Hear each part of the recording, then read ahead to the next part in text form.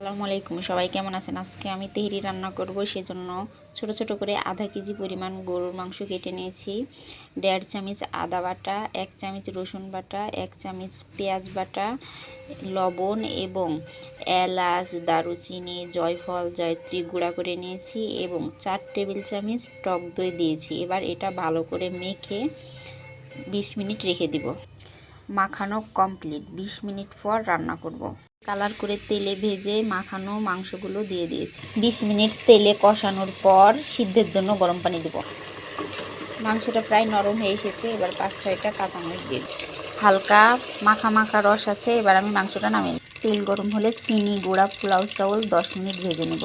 আপনারা যে কোনো পোলাও চাউল দিয়ে রান্না করতে পারেন। আমার কাছে চিনি গুঁড়াটা ছিল, আমি এটা দিয়ে রান্না করি। 10 মিনিট ভাজার পর মাংসটা দিয়েছি।